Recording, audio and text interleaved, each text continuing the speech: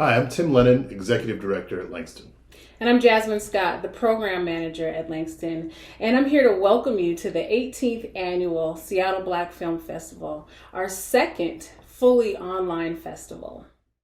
We look forward to rejoining you here in person soon at the Langston Hughes Performing Arts Institute in Seattle's Central District. For now, stay healthy, get vaccinated, and enjoy all the programs we have to offer online. We're so excited to launch this year's festival on a brand new platform, and we've added a ton of video on demand options as well as timed events for you to enjoy. So we're so glad that you could join us again virtually this year for the festival. If you'd like to learn more about the Seattle Black Film Festival, about Langston, about all of our other programs, or to donate in support of our programs, please visit langstonseattle.org. On behalf of the Langston family, I want to thank our sponsors and each and every one of you for joining us here for this year's film festival. Enjoy the show. Enjoy.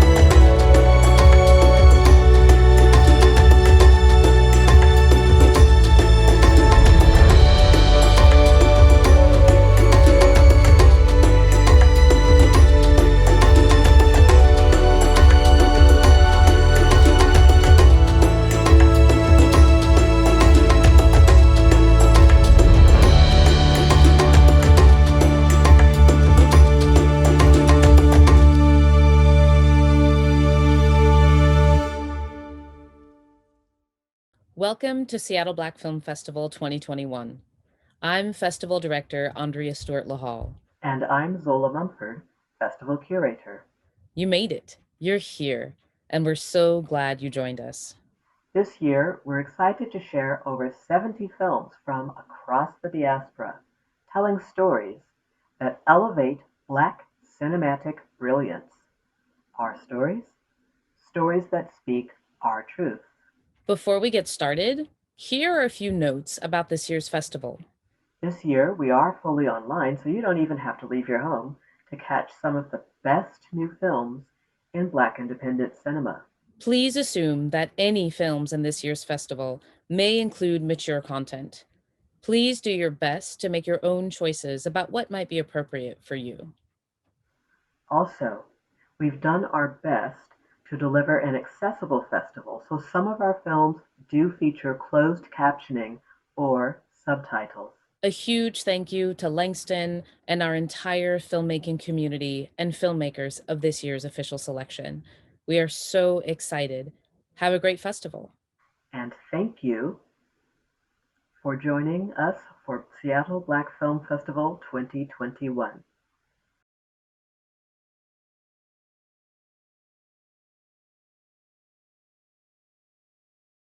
Welcome to Seattle Black Film Festival 2021 Black Love, Self-Love screening event. We are so glad you joined us, and we hope that you're enjoying the festival. I'm Festival Director Andrea Stuart-Lehalle. You can enjoy our VOD selection through April 26th, and we've got 2 more screening events lined up for you tomorrow.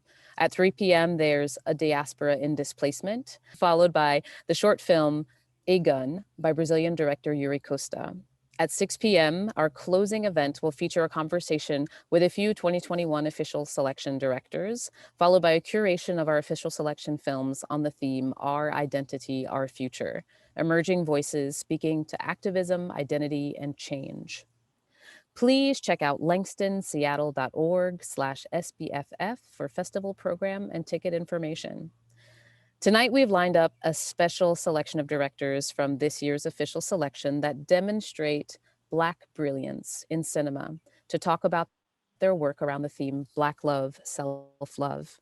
We are finally emerging beyond a place where Blacks in the media are portrayed as a monolith or lacking any sort of dimension or spectrum of experience. Black love in any and all of its forms was largely absent from the mainstream media for the first 50 years of television in the US. The films in the 2021 Seattle Black Film Festival Black Love, Self-Love theme iterate, celebrate, and honor Black love and our ability to be resilient through self-care and Black joy. Thank you for joining us. And I'd like to give each of our panelists the opportunity to introduce themselves, share where you're joining us on the call today from, and on our theme of Black brilliance, share a reference with us of a creator that inspires Black brilliance for you these days. Why don't we go ahead and start with you, Maxed? Hello, thank you very much for having me, Andrea. It's lovely to join these 2 wonderful directors as well. I'm joining you all from London, England. And on the topic of Black brilliance, I'm going to go for an obvious one, but one that I feel is quite personal to me. And it's Barry Jenkins. I actually originally wanted to be a documentary filmmaker, but after I watched Moonlight, I felt this internal shift and I couldn't quite explain what it was. And I just kept talking about it for days in the context of what it made me feel and how I wanted to convey that to other people. And it just was a journey that ended with me here today, kind of, really. So yeah, that's comes to mind. That's a beautiful story. Wilna, why don't you give us a shout? Hello, everyone. Thank you again for having me. I am coming to you from Nashville, Tennessee. Yeah, so it's interesting, like I said, because I was actually also thinking of Barry Jenkins, but as I was trying to, get down to one particular person or moment, but what you said does resonate with me as well.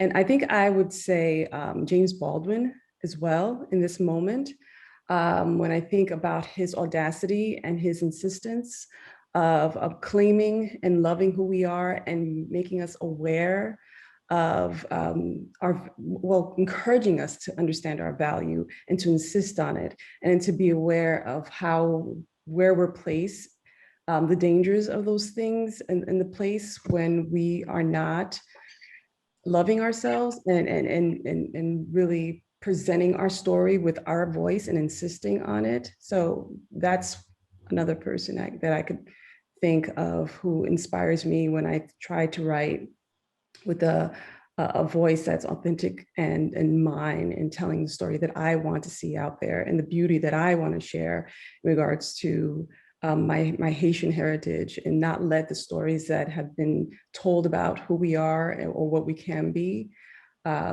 So taking that audacity from his readings and from his works. Well, thank you. Danny?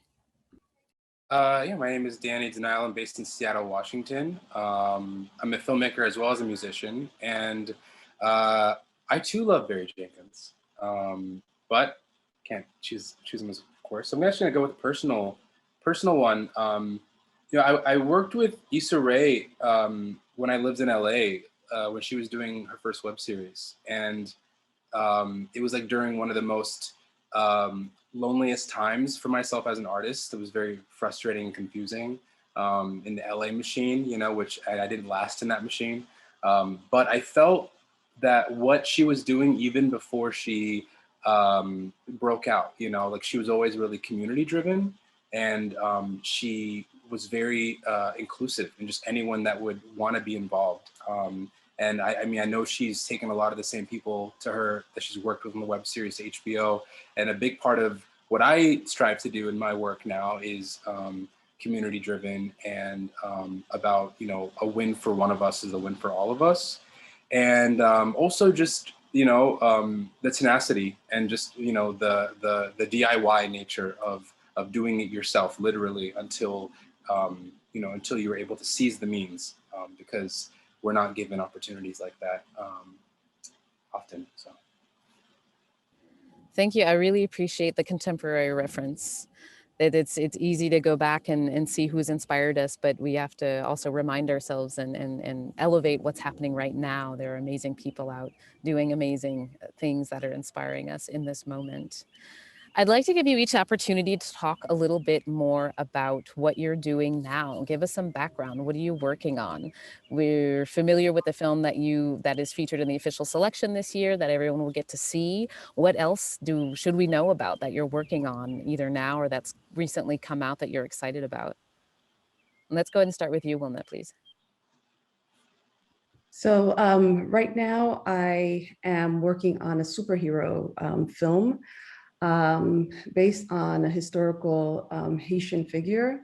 And because of COVID and trying to still stay productive and not being able to actually shoot a short to really advertise the work, I somehow got into contact with some comic book folks. And so we're taking my story and making it into a small comic, and we're thinking we'll use that as a way to advertise it and to keep the project moving forward. As I'm pitching it and sharing with people, I can also share some graphics and some, you know, to kind of waken the imagination of what's possible. And right now, the working title is Valentine Toya Legrand. Yeah, so that's, I don't know how much you'd like me to share, but that is the thing that I'm working on right now. And it's really, I'm really excited about it. All right, anybody can hop in. Danny or Maxine? I'll actually piggyback on that. I was gonna say a graphic novel too. So yeah, it's first time. It's a brand new venture for me as well. I don't know if this is the first time you've adapted any of your work to illustrated form, but it's the first time that similarly to you, I wrote a concept as a novel / screenplay, and then in COVID, obviously, you know, the notion of shooting things, and which ironically I did shoot the project that we're screening in COVID, but it was written around COVID very much so. It was very much, you know, worked into that. Whereas this project, this graphic novel project, is more kind of similar to you, kind of like otherworldly. You know, it's about a black queer teen living in the suburbs, you know, very white suburbs. She's very isolated, and she, you know, gets this cosmic power, you know, and then she becomes very even more other than she already is, but in a way that becomes kind of dangerous and very, you know, hype. So that's the big project that I'm working on. So I'd love to keep tabs on yours, and yeah. Well, I would say for me, learning to speak the language of comic books has been a learning process that I welcome. And I didn't really grow up reading a lot of comics, and my husband just happens to. So it was just like, okay, asking him and looking through his kind of library of stuff to kind of get a sense of, and working with these illustrators and, you know, folks who are in this world, because, you know, frame to capture, you know, 3 moments in one frame, and the words that, you know, you really punctuate that emotion. It was just kind of like, you know, not to say that I was very verbose to start with, but it was just kind of like, I need 2 words to capture this. Okay, we you know, I really need to learn this right now. So I'd be curious to hear your journey into this, and how you're capturing the beats and the moments with the kind of structure and limitations, which I think is good, right? Because it causes you to be more creative, but it's still a learning for me. Definitely, I had the same experience. That same overwriting in a for the page, and realizing you can't do that much on the page. You gotta do a fourth of that on the page, you know, and then block it out. So yeah, no, it's cool though. You know, I think as like creators, it's like, I always like the challenge just to do different things, and I love playing with different mediums, and I've always loved working with film and music. So this is kind of a new thing to play with. So it's making the quarantine a little less dire.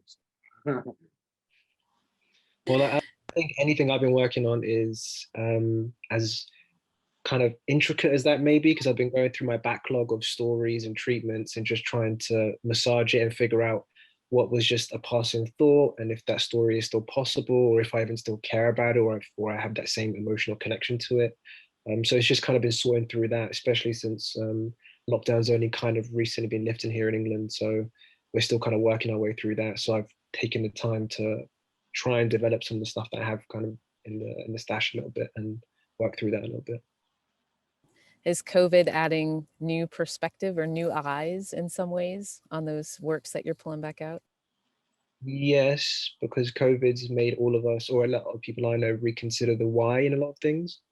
And it's brought that question to a lot of the stories that I thought I wanted to tell, asking myself why I thought of that person or that character or that moment, why it even matters then or now. And if I can't really answer that to myself, then I guess it's not really relevant anymore. And if it comes to me later, maybe it does. That is deep. I appreciate that. Yeah. It resonates a lot with me, but I haven't heard it articulated. I've been having a lot of the, like, does this matter? No, this doesn't matter. Like, maybe it did before. So I've been having those thought processes, but I hadn't identified it. So I really appreciate you putting words on that. Everything. Everybody I know is making us question a lot of different things. And I think it was that pause. Everybody globally had a moment to pause, whether it was forced on us or if it was through this unfortunate illness or whatever tragedy we all went through. It was forced on us to sit and think. And unfortunately, at times you overthink about these things, but maybe it'll make the work better. Hopefully, anyway. Definitely a victim of overthinking myself. Thanks for that. Let's turn to our theme of Black love, self-love. And, short of each of you looking at each other like, Black love, self-love, my film speaks to that. Your films, each in their own way, speak to that theme. So I'd like to invite each of you to talk a little bit about what Black love, self-love means to you, and how you see that theme manifesting in your film or the message of your film. Let's go ahead and start with you, Danny, please. Yeah, I mean, I think, I think on paper, one could say, is Black love, self-love prevalent in my project? But I would say it is in maybe a non-obvious way. My project is about, it's a very meta piece about a bunch of Black and BIPOC artists, musicians, activists, performers, anarchists, all kind of finding community in this different version of of a post-apocalyptic kind of, Seattle in particular, especially in Capitol Hill after all the protests, has felt a little post-apocalyptic. And so, as a filmmaker whose peers are all being affected by this and in this political climate, it just felt natural to try to reclaim a little bit of the narrative and to celebrate, the beauty and kind of that solidarity. And so for me, I think all of us creating our own platform to uplift and celebrate one another, which is a part of the storyline, in which, a Black character comes back to a city she no longer recognizes and kind of finds the people that are still, fighting for it and joins that fight with them. And I think a lot of that, seeing yourself reflected back and embracing that, especially in a place or in a culture where we're often tokenized and separated and kept apart, especially among depictions of Black people that are seen as alternative or, non-assimilating. We have characters that are, female women of color in rock bands and Black drag duos. And, it's just, we're across the board. And the idea is intersectionality of everyone. We're not monolithic, and we're going to show that visually. And I think at the end of the day, like, it is a testament to the power that can be drawn from embracing one another, and opting for love versus a hate. And I don't know, I'm really proud of it. I think that in a lot of ways, that's why I feel like it's a positive work, despite it being so dark and being, you know, post-apocalyptic or violent, because the root of it, the heart of it is that community. So I think community love is what I would say is my response. I appreciate that so much, and it's funny. It makes me chuckle when, sure, if you were to read the synopsis of your film, it sounds very dark. But you know, in watching your film, it is like a celebration because I see so many different representations of Blackness and intersectionality. It's like a celebration of just people and, you know, difference inside of things that are normally, you know, categorized and put in one bucket and pushed to the side. So really Thank you. appreciate that. Thank you for saying Yeah. that. I've noticed that depending on who it is watching it, they've had the different reaction. The people that view it as the way you've expressed, you know, it's very colored the way that it's been received. So I appreciate hearing that from you. Thank you. Great. Well, thank you for your work. Let's pass it to Wilma. Tell us about Black love and self-love with Soft Light, Brilliant Light. So just the subject of bringing in Ezeli, the goddess of love, which is at the center of this. And she's the personification in Haitian voodoo of love. And she's also, so she's Venus, and she's also the Madonna and child, in just kind of combined in the Haitian culture, in the voodoo culture in particular. And so this woman is reclaiming herself, leaving a situation and going into another. And in that, she looks to this particular goddess to kind of guide her and, you know, to give her the kind of thing that she needs to move forward in seeking love. And if you see in her home, there is, you know, all the things that make her feel sensual and beautiful, and all of that is, I guess, a part of self-care, right? To move forward into the thing that she's trying to do. And then there's this also, and there's this thing that's happening where she's also passing it on to her daughter. So you see the child is paying attention to the mom as the mom is getting herself ready. She's part of the conversation. So the title talks about duality, soft light, brilliant light, to kind of show that she's this sexual being, but that she's also a nurturing being as well, right? She's also this mother again. So that's why Ezeli is at the center of it. So it's all about love. It's about self-love and seeking love, and then, you know, extending that love with her children, with the people that she's coming in contact with, although it doesn't turn out the way she wants, right? But it's part of the journey, right? And perhaps in evoking Ezeli, she's not ready. She needs to love yourself first, love, you know, find the love within you, then you can extend it to others. And so, you know, we're only seeing 6 minutes of the story. It's a longer story. And that is the trajectory of the story, that, you know, it doesn't turn out the way she wants. And she's thinking, I called to this goddess. I was told this goddess, you know, got me. And then I go on my first date and it's a hot mess, right? It doesn't turn out. Well, it's because you're not ready. You know, take care of yourself first, and all the other things will come in place. And so that is at the heart of this film, is self-love, period. That is wonderful. And I appreciate you mentioning the duality, because we're going to get into that. Your film is so full of duality. It's very complex in its just kind of sweet simplicity at the same time. So Max Ed, tell us about Black love, self-love. For my film, it kind of jumps right in your face. It's a romantic comedy. It's quite obvious that it's about Black love, considering the whole cast is Black. But the story originally wasn't like that. Originally, it was written by one of my course mates in my film program, and she wrote this beautifully sweet, you know, normal interaction of these two people meeting, and it feels like this wonderful meet cute that you kind of recognize and feels slightly familiar and heightened and really interesting. And again, it came during a time where we're all kind of unable to escape, unable to meet anyone that we know, let alone random people or new people. So it immediately spoke to me. But the thing that I had to kind of work out, and again, it comes back to Black love, is, well, how do I connect to this story? Who did these people remind me of? And I remember seeing this short clip on Twitter, I think it was, from this website, I think, called Refinery 29, and it was a series called Black Love. And I remember these two queer Black women talking about love and what it meant to each other and what they saw in each other. And the specificity in how they saw each other's love and their weakness in each other was something that stuck in my mind for a year and a half. And immediately their picture came into my mind because they were a year into that relationship. But I just kept thinking about how did these two people meet who seemed like polar opposites in how they express themselves, how they talk about how they love and how they receive love. And I guess that was how I connected those two things. And in particular for the film itself, I'm not really sure if it would happen for everyone, but everyone I know that is Black, they fall in love over the most mundane things. It's not necessarily always tied to some harrowing story where you need to be rescued and there's so much pain. And sometimes it's just as simple as something silly happened and you connect to that person and they stuck in your mind and you're like, oh my God, I can't believe I fell for that. But that's just how it works. It's not always attached to this grand thing where we have to prove why we deserve to be loved, why we deserve to have an opportunity to love.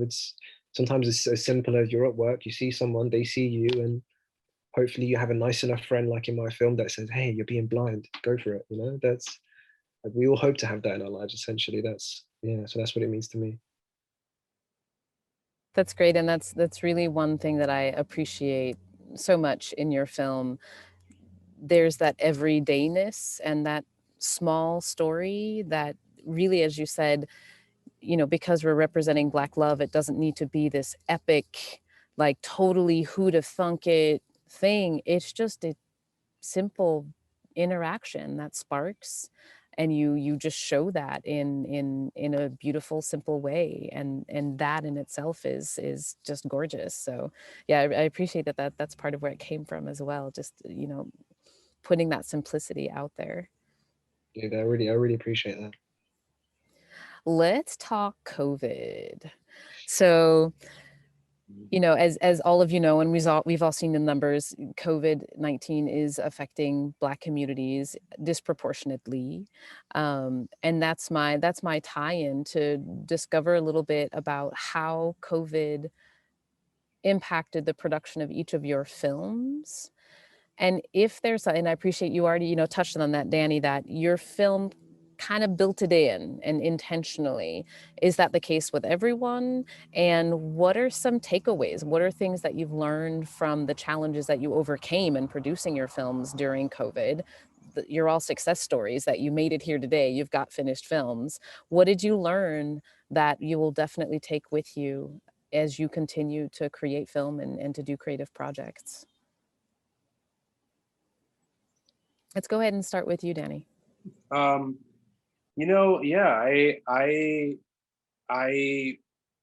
conceived this project in COVID, and thinking that I cracked the code. Created a story that was based in a way where we could use masks for story, and we could keep people distanced, and we could do all these production workarounds so that we get people tested. Only one, if ever anyone needs to be unmasked, it's only one person at a time. So we do the classic, the two shot with one person masked, and then shot, reverse shot, composite shots, and then mask shoots, and really running the gamut on everything.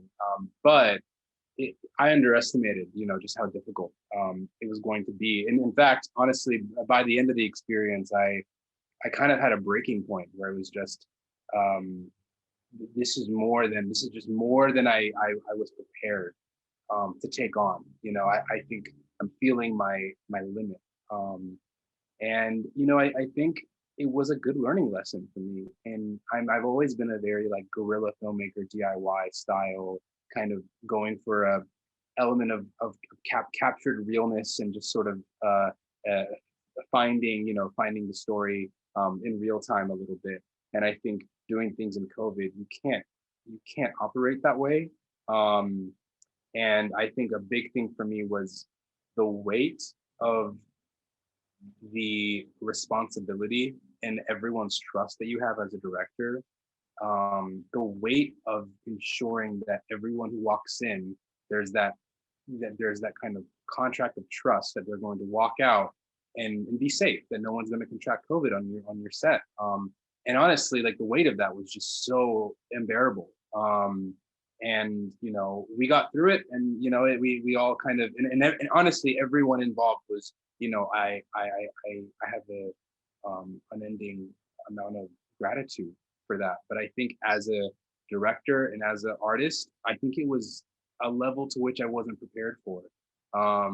And I don't regret any of it because, you know, I think we actually as a whole team and community, we all needed it because all the people involved were people that we were kind of disconnected from being able to do shows, and this became a way of us raising money and paying Black artists and you know, so I feel like there was a feeling of need for it in our community, but it was rough, you know, just on the psyche of bringing people in and making sure we all come out safely, because the thing I didn't want to do was be a proponent of part of the problem, you know, and there was a balance of still continuing to make art and make work, but also taking this very seriously and following these precautions.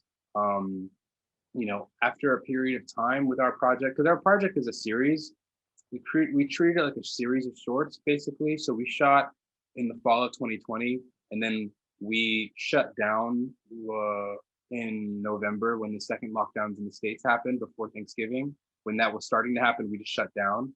And then we resumed in February. But when we resumed, we added a bunch of other layers. So by the end of our series of installments, we were all masked, all on camera, all the time. It was just a different level, you know, repeated testing. It was just, and I think, you know, doing the right thing is not always easy. So as a director, it became something where I can't wear 4 different hats doing it this way. I can't be, you know, on top of, you know, directing and producing and COVID safety. And this is a little bit too much. So it's a mixed bag for me. Like I think we need to persevere as people kind of creating opportunities and work for Black artists. But I think it's a lot to take on, you know. I'd be curious to hear what you two feel about things, because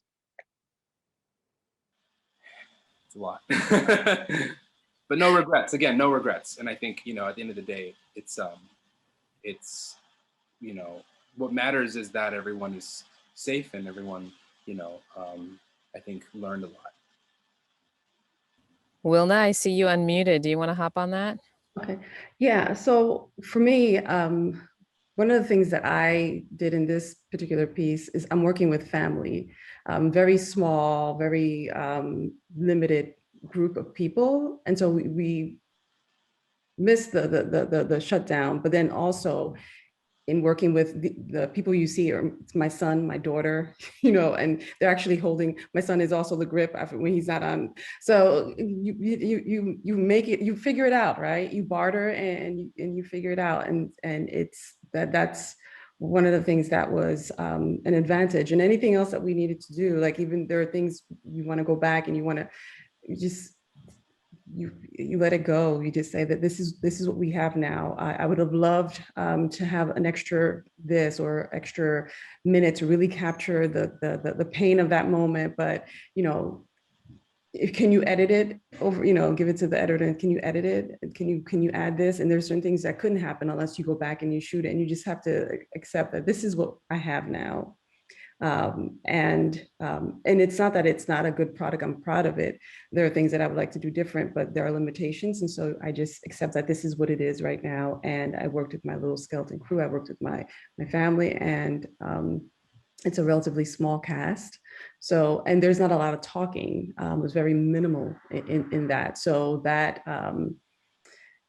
you know, one of the ways you get around these things, you just become more creative when you have limitations, and yeah, you have limitations, you work around it and you become more creative. That totally resonates just with filmmaking in itself. So it's funny, your COVID shooting experience was kind of a small example of, you know, in filmmaking, you'll always have limitations, and there will always be like, you know, that shot you didn't get, do I go back and reshoot? And it's just not possible. So you just keep rolling with what you got. So it's funny how your experience really speaks to the larger experience of filmmaking, for sure. Max said? Yeah. If I can actually add real quick to what you just said, that the lesson of letting things go, I think that's the one thing that I would say I'm a changed person from that. You know, like just the notion that day before someone was exposed to someone who may have tested positive for COVID, you're out now, we're gonna roll in a dime, we're gonna do something different. It's just constantly being on your toes. And yeah, I think that's kind of a good thing to have in your tool belt as a director, filmmaker. I think you're right, Danny. That flexibility that you talk about and being creative, like Wilna said, is actually perfect. For us, just a little bit context, we've had 3 separate lockdowns here in the UK, and we shot the film in September, just after the first one was kind of lifted in September 2020, when it was still, we kind of had some idea of what it was, but we were still all panicking, unsure. But there was a framework in place, protocols in place, even did like a safety certificate thing that was put out online by one of the governing bodies in the UK, just to kind of get my head around it. Some of it was basic info, like we all know, wash your hands and, you know, wear a mask and that kind of stuff. But the way it translated to being on set is it changed the dynamic of the environment. So first and foremost, shooting a romantic film with 3 actors who aren't familiar with each other previously requires a certain level of trust, like both Danny and Wilna spoke about previously.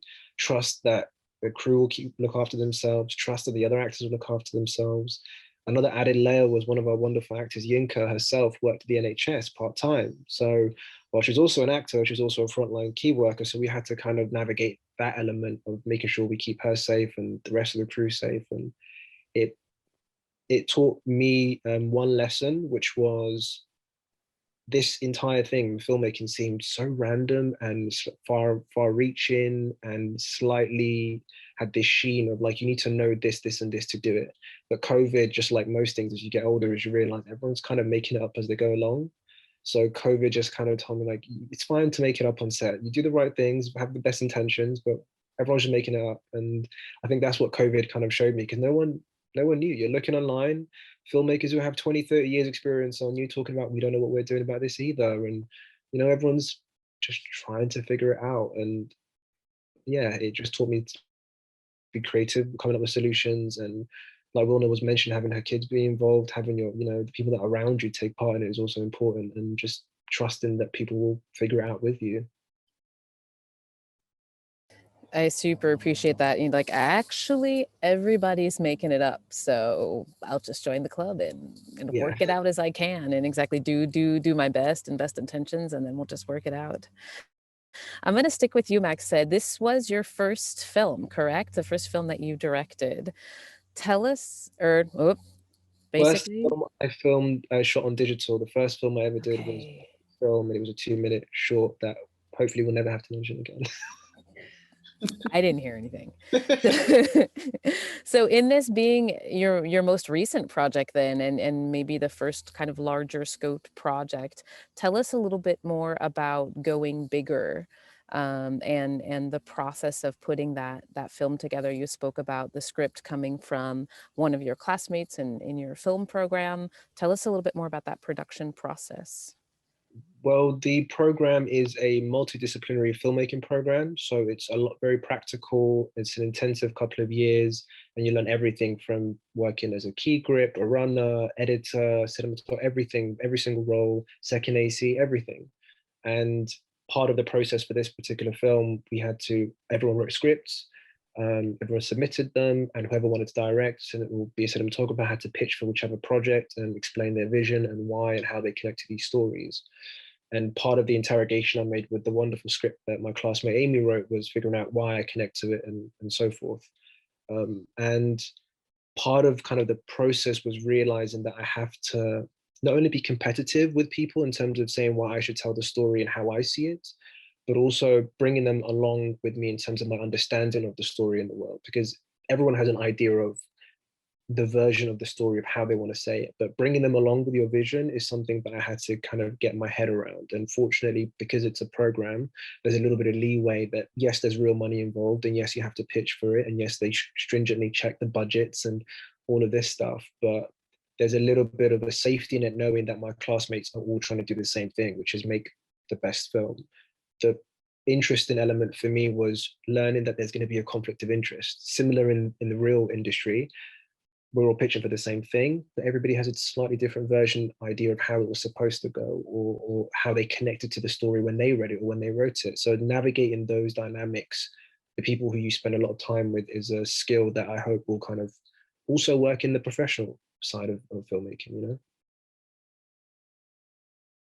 That makes a ton of sense. And, you know, that conversation, I think, extends on into some of our filmmakers have been giving us feedback about their work in film and in television, particularly. And that is all about being super reactive and super flexible. Whereas in film, you can be a little bit more like, this is my idea, it's in my special box, and you like, don't come close, I have a knife. But in film and television, it's like, you know, it's the ability to just accept other ideas, and the best idea in the room is the one that's going to float, and kind of embracing that it's less about the self and one singular vision and just the vision of a group of creatives driving things forward. Well, you know, can I say this? It's in this idea of protecting your vision. So when I was working with my director, who is a Jewish white woman, and she was giving some directions, and so we're kind of co-directing this, right? She's the official the experience, because I'm not, you know, a film student, so I'm coming from a background in theater, and so learning that language as well, right? And so, but there are things that were very specific that I had to insist that this has to stay, because this is significant to the culture, right? And the reason she spits, or the fake spits at the end, is because, and so I need to that not to be taken away, and she needs to be in all white because that's the color of the goddess. And you know I know this, we should change that gel because we're going to have to wear that dress, and insisting like this has to happen because this is the way it is, and there's no negotiating. So there's still so I'm glad in film that there's still space for that. Especially at this level, I think I would really struggle to see, you know, this get mainstream and they strip away some of the things that I think, like, you know, any other Haitian person who sees this and sees what she's doing would understand some of the symbolism. And if you play with that, it's like, well, that's not authentic. What is she doing? She wouldn't do that. Well, that's not how the altar would look like. So protecting some of the things and holding true to them is a thing that I guess I still am working through, because I know we had some conversations. I was like, no, it can't be this. No, we have to change that gel because it has to be this color because it needs to be that color. Yeah. I appreciate that conversation about non-negotiables, and you've created a wonderful segue, Wilna, for my next question. You spoke a bit before about the dualities in the film and everything from intergenerational narratives to even just the title of the film. Can you talk a little bit more about the non-negotiables, if you will, of getting that film through to the end, and what that, all of the duality that's present in the film, what that meant to the central message that you wanted conveyed with the film? Yeah, so for me, when people hear anything about Haitians, especially Vodou, they go to a very dark place usually, and they challenge it, or they have a narrative that's very unfortunate. And so for me, it had to be beautiful, and beautiful in the way that I know Vodou could be, right? There is also a dark side to it, but so is Christianity. So most religions, there's a dark side, right? I think, you know, weren't they killing people in the Crusades in the name of Christ? So it's like, wait a minute, there's a dark side to everything. But the fact that I'm dealing with a specific deity that people know in the Haitian culture, I wanted to honor and be respectful. I'm not a Vodou practitioner, but I have family members who were or have been, and I needed to respect that, and I needed it to be beautiful, and I needed folks to see in terms of duality, right? When I've heard people talk about religions that are not Eurocentric, they dismiss them or present them as being problematic. But when you look at the Madonna and Child and you see Erzili, right, it's like, well, well, there's sacralism happening, first of all, right? So the colonizers came in, insisted, and the people found a way to make it work. But at the same time, this idea that you can go and pray to Saint, you know, whoever, and it's something that's respected and accepted even. And if you have someone who has an altar to the god of the water, you know, the god of the tree, it's a problem. But, you know, you're praying to Saint Christopher to make sure you have good travel graces, right? If you're Catholic. or, or whoever. And so just showing that depending on the lens that you come with, you see this as being problematic, but there's universal threads. We're doing this, we're looking for answers in similar ways. It's just our culture gives different context or texture to the experience. And so I wanted to share that. I wanted to show that. And for those who've never seen this side of voodoo or didn't realize that's what they were looking at, where they saw the candles and they saw the little girl playing with that, some people thought it was a dark-skinned Madonna. And I was like, no, that wasn't the Madonna. That was, a voodoo goddess, right? Oh, I thought a voodoo goddess would look a certain way, right? And so that was not, because actually one of the things that I did get is that they wanted to make it kind of scary. And that's why you got some of the darkness, but I thought the darkness worked. So I stayed okay with that kind of color palette, but it was trying to make it into some kind of scary thing. And it's like, no, it's actually part of their lives. It's in their bathroom. The little girl can touch it because it is something that is not to be afraid. Like, you're not afraid about your crucifix in your home. So all of that was happening for me. And I'm hoping people will see it, because I don't want to be preachy, about it, but I want to draw you in and have you ask, like, why is the Madonna dark skin, right? And realize, oh, it's not the Madonna as I know it. So all of that is happening, and you're right, and it's a simple love story, right? But there are definitely, there's a lot of dynamic and symbolism that I thought was necessary and beautiful and wanted people to see and take in. I think about when folks look at Lemonade, the Beyonce video, and they love the imagery, they love the dramatics, and don't some people who know that is Oshun and it's the goddess of water. All that is being played there, right? And because you know. And that's how I feel like, with Lumière Douce, Lumière Brillante, if you know, like, oh, that's why that's there. That's why she's wearing yellow. That's why, when she's smashing the car window, that spirit in voodoo is an impish spirit that, is playful and also very jealous. And that's why she's doing what she's doing. And so that's why it's important to be authentic, because whoever, you don't know who's paying attention and watching this and then going to call you out like, yeah, I saw you, but you didn't tell the story the way you should. And you're selling out. And I didn't want to do that. I am learning so much, and just my respect for the film is growing exponentially as, I'm not familiar with Haitian culture, and just the things that you're explaining, so many visual cues and things that you've put into the film that I accepted them as face value, and they still added value and richness and meaning to the film without my understanding the depth of what they bring to the film. So, hats off for it having, a surface value, but also you holding up the authenticity and the deeper levels of understanding that certain audiences will get from the film. So that's really incredible. Nice job. Danny, I've got a question for you. When you submitted your film, BAZZOOKA, you talked about the mission of your film to employ and elevate Black creatives in Seattle, both in front of and behind the camera. This means casting artists of color, staffing crew members of color, featuring an all-Black soundtrack. How did those choices shape the process of creating the film, and what difference do you think that's going to make here on out as the work continues? I mean, I would say, honestly, those intentions shaped like the reasoning for even making the film in the first place versus the other way around. Like, I think the need for seeing something like that in the void was why we did it.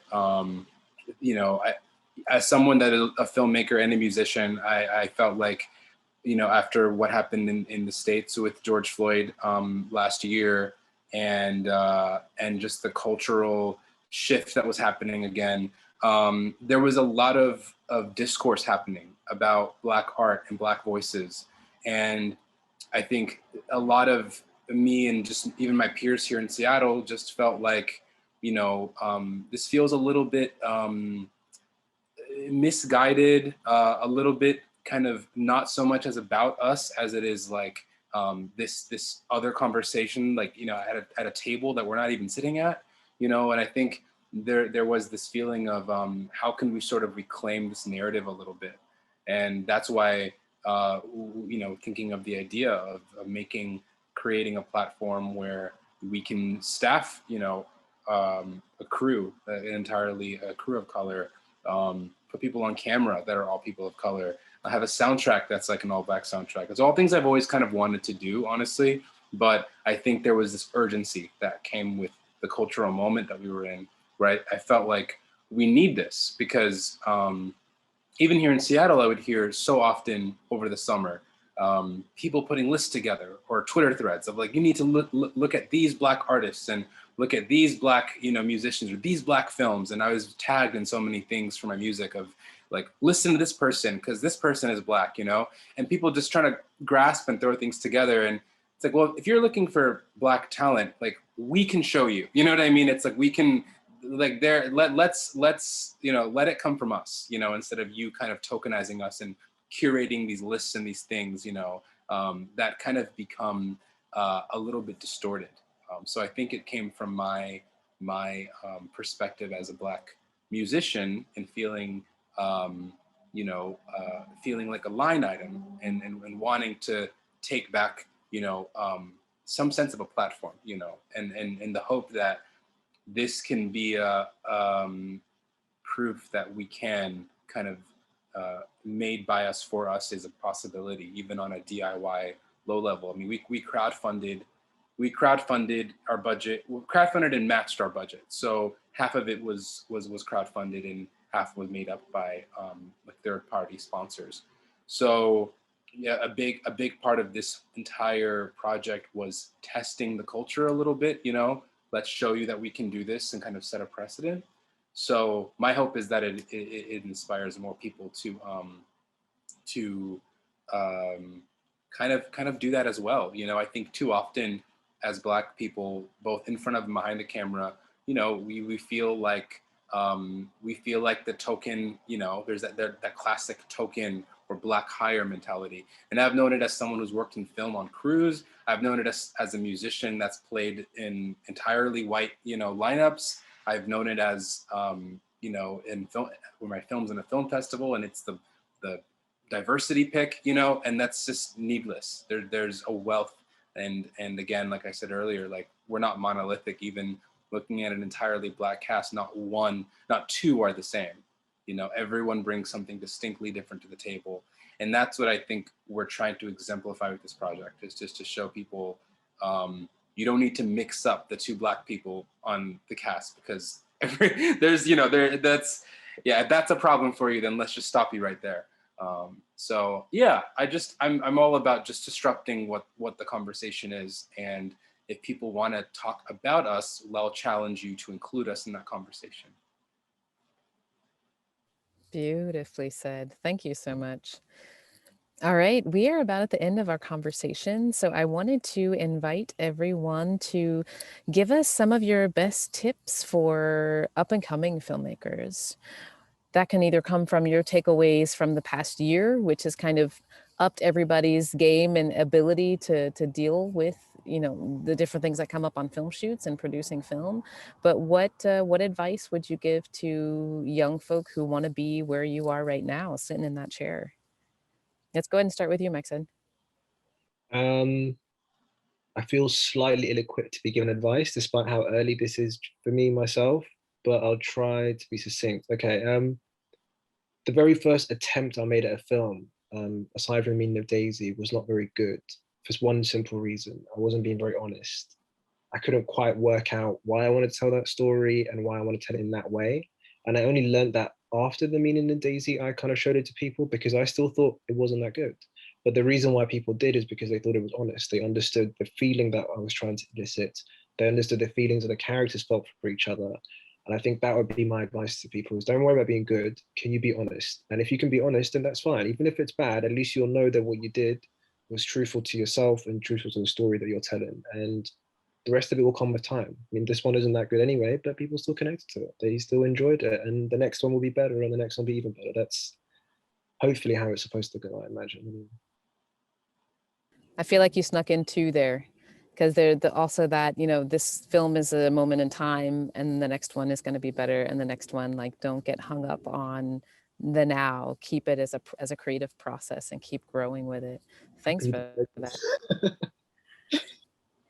Wilna, what are your last thoughts? I like that idea of being honest, because I shared that earlier.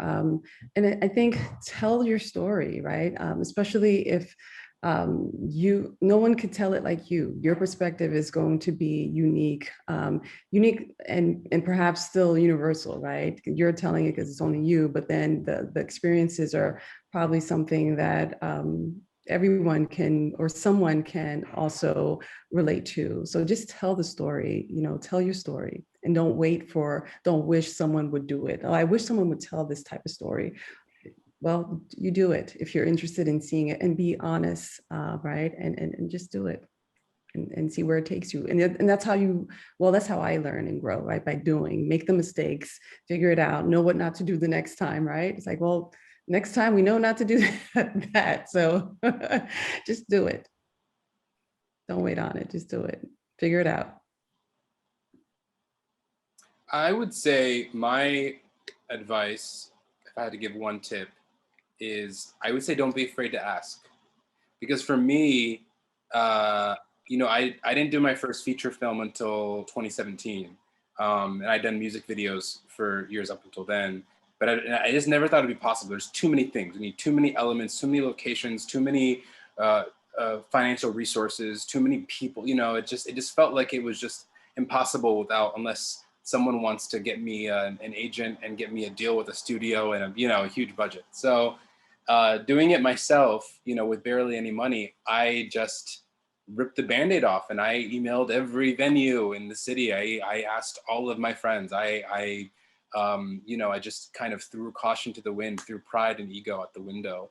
And, you know, on the flip side of that, people ask me all the time, you know, hey, I'm doing this passion project and would you want to be in it? You know, and you know, sometimes I can't, you know, sometimes it's one of those things where it's like, even if it sounds cool, I can't. But there have definitely been times where, you know, it's like, that sounds like a great idea. And I know you don't have any money, but, you know, I would love to try to make that work. And I think likewise, as a filmmaker, give people the opportunity to say yes or no, and don't be afraid of either, you know, because at the end of the day, you know, you only need a handful of yeses to get a few resources, you know, and I think that's really the only thing you need as a filmmaker is to be resourceful.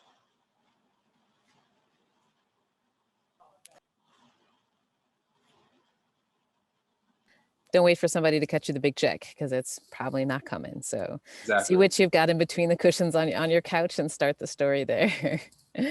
Thank you all so very much for coming. I do hope that Wilna and Danny, you guys do connect, and Max said, reach out. That's one of the things that we miss so much of the festival being fully virtual this year.